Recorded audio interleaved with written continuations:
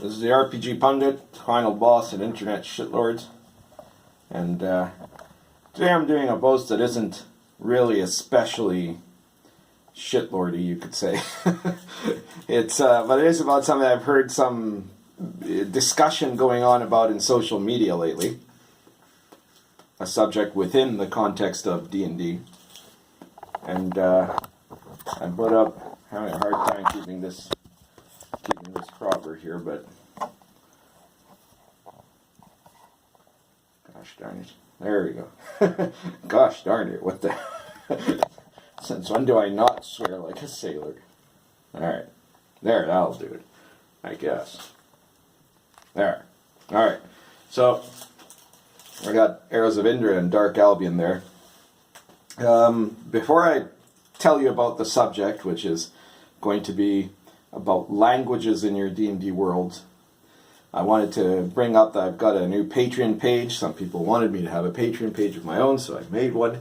We'll see if that actually comes to anything. We'll see if Patreon is really workable. But if you want to support me, and you want me to make more videos on a more wide variety of subjects, more live streams and other things like that, you can go down to the Patreon there and patronize me. Give me some sponsorship. And if you can't, but you do want to help out anyways, then remember to please share these videos, right? Social media is doing everything it can to block me, to make sure that, not me specifically, but people like me, right? I've had a number of notable trolls trying to report all my stuff on Twitter to try to get me banned from there. And of course, I get I got a slap on the wrist, you could say, but it's just the start of a process that's inevitably going to lead to probably me getting banned, unless something radically changes. I don't know if Donald Trump sues Twitter and ends up owning it. But other than that, I mean, Twitter is not a free speech environment, right? It's it's run by ultra leftists, right? And they're going to ban people who don't toe the SJW line. And I don't. And that's that. But the important thing is, if they're blocking me and people like me, shadow banning, trying to make sure the message doesn't get out, it requires more than ever, if you're an admirer, to make it get out, right? If you're a fan of someone else's blog or YouTube channel or something like that, who's a correct, posts the amount of correct anti-Trump memes in their Twitter feed, those people don't need any help, because they're the program itself, the algorithm, is going to do everything it can to help them. Well, it'll be doing everything it can to stop me. So we depend on people power. Get out there and share. So, getting to the subject at hand. Common tongue. Is the common tongue a really stupid idea? Or does it actually make sense in the context of a fantasy setting? Well, we can start out by saying that in the context of a fantasy setting, anything can happen, right? Like, you could have, as, for example, J.R.R. Martin had, a continent the size of South America, according to him, because Westeros, we think that it's like tiny, but it's actually supposed to be really, really gigantic, right? And everybody has the same culture, basically, and speaks the same language, basically. So that can happen in fantasy. So if all you're concerned about is fantasy, then I guess argument over, right? Now, if you're asking about just how credible it is in the sense of medieval fantasy, well, that's a different story. There, you have to think about it alone. People are saying, well, there was no common tongue, right? And some other people are saying, well, Latin was a common tongue. And there are other people saying, well, but no, it belonged to the imperialistic, oppressive, oligarchical, patriarchal, homophobic elites, right? And so therefore it was not a common tongue.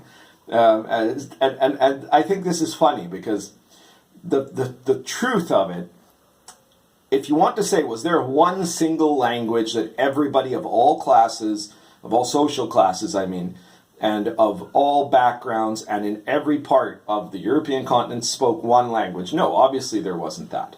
So common, in the sense it's typically used in D&D, does not actually make sense from a kind of a medieval authentic standpoint.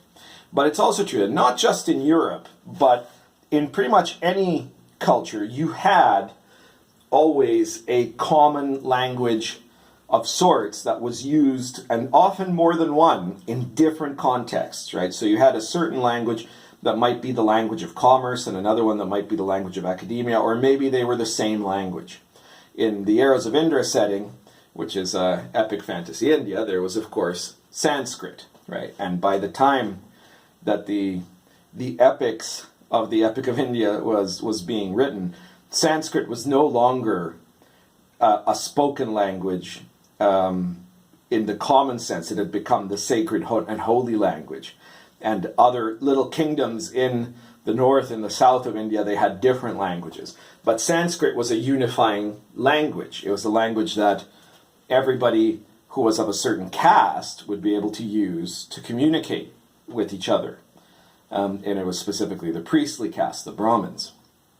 In Europe, in medieval authentic Europe, so to say, you had the Latin tongue, right? And Latin was a factor that unified. And in fact, you could say that what we think of as Europe, which is to say Western Europe, was unified by Latin and was distinguished from Eastern Europe in that in Eastern Europe, the dominant language was Greek.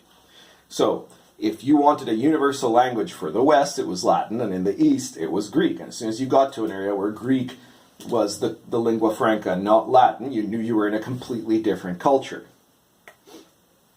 Now, this wasn't a language that the average peasant spoke. That's true. But this is kind of an important detail in the context of this question of common. There's a problem with how D&D runs social class, in that it doesn't. It pretends, it's like Americans, right? They pretend that a social class just really doesn't matter. It's just an upper class is just somebody who has more money, but it isn't actually about anything besides money. And in fact, in the medieval world, social class was enormously important. You had a huge distinction of everything, including language. So commoners, peasants, they didn't speak Latin, right? Latin was the language that you used for academic study, for commerce, for diplomacy. And by a certain point in time, pretty much everybody of those classes, the commercial class and the academics certainly, which included the priesthood, right? Because the priesthood were, for a long part of the Middle Ages, the only intelligentsia there was. And the aristocracy would have knowledge of Latin, right? Not all of them could read it. Not all of them could speak it really well. Some of them only learned the parts that were important for the type of business that they did. But they all had it to a certain degree. But a peasant didn't need that, because a peasant didn't do anything. A peasant was just there and worked the land and died in the same land where he was born, and they didn't have a need of a universal language. And in fact, in England, for several centuries, there was a period where the upper classes spoke French and the lower classes spoke English. So the King of England didn't know how to speak English, which is another example of a different kind of lingua franca, right? French was the universal language of all the holdings of the crowns of France and England, right? So the upper classes in England were actually French aristocrats from the time of the Norman invasion onwards. This only started to become different at the time of the very late Plantagenets and the early Tudors. So the problem that people are having with common is a problem that they don't understand how medieval authentic society really worked. Ironically, I didn't put up on the background there my medieval authentic role-playing game Lion and Dragon, which is OSR, which means it's based on D&D. Dark Albion is the setting for Lion and Dragon, which is a medieval authentic version of England during the War of the Roses. And in these settings, you have all the rules applying that D&D does not apply to make a medieval setting really medieval. You haven't actually played a medieval fantasy setting if you don't have things in it like monotheism and strict social hierarchies and these elements of the way that medieval society actually worked, which included a kind of a common tongue, which is not exactly like common in regular D&D. So if you figure out what it is that the common tongue was meant to do, you'd understand why it was that the common tongue existed. I mean, it wasn't the language, just the one language that was universal for all of the area, right? That didn't exist. In fact, right up until the 15th century, you know, in what is today Germany, there were like 14 different kinds of German spoken, right? Like they weren't the same language. You probably had many of the similar kind of huge regional variations in England until the 15th century. So that you didn't need a common tongue. You could have like these tiny little variations in little areas, in counties, or even in like just clusters of villages that were close by that spoke one type of English and then totally different language, or a very different language, anyways, very different dialect, if you went, you know, a few dozen miles away. And that was because the peasantry didn't matter, right? That was the fundamental reality of the thing. They could speak the language they wanted. They didn't have to do anything that required them to be able to communicate with people outside of their immediate area. But as soon as you do have to communicate with people outside of your immediate area, then yeah, you need to have a common language.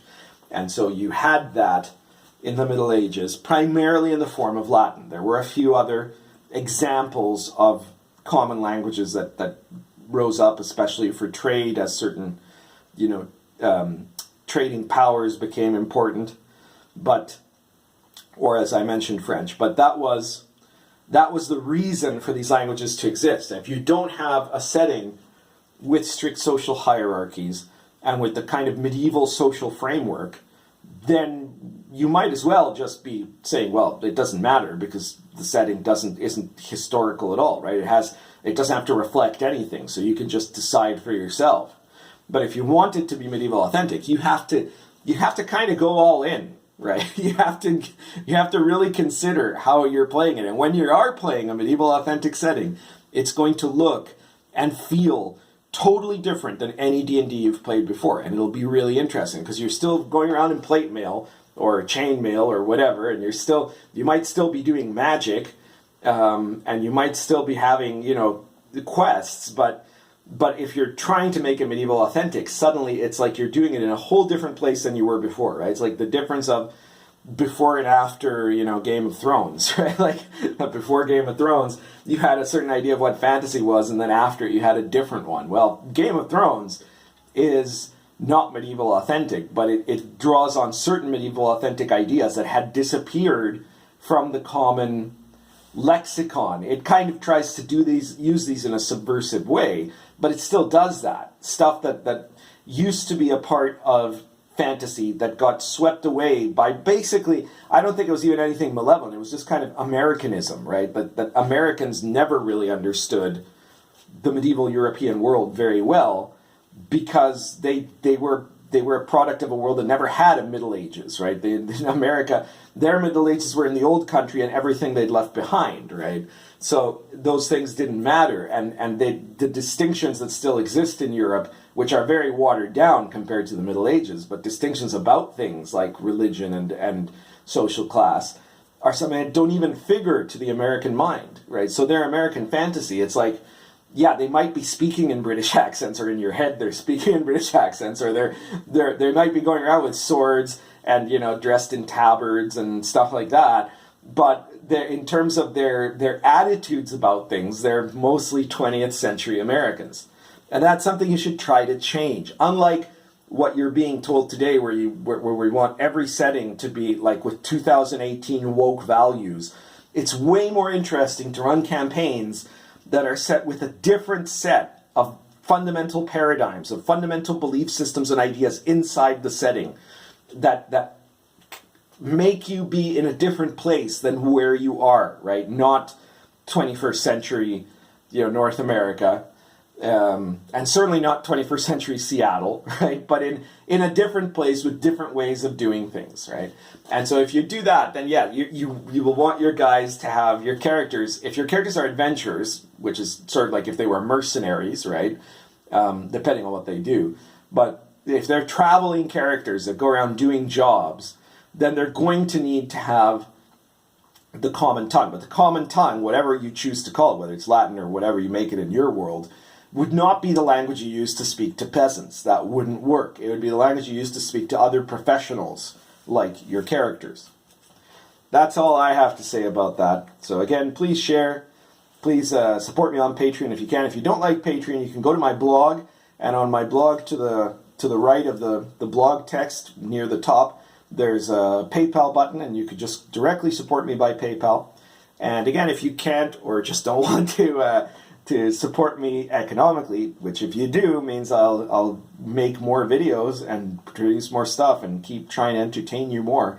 But if you can't or won't, then at least please share these videos. Please subscribe and hit that notification bell just in case if YouTube starts trying to do some of the same dirty tricks that we're seeing on Twitter, so that the message keeps going out. The more you share, the more that this channel is going to gain momentum. We passed 500 subscribers like a day ago, and now we've got a ton more than 500 already. So thank you to everyone who subscribed, and just keep spreading the word. It's important. Currently smoking a Lorenzetti Chiet with Gowitz Commonwealth.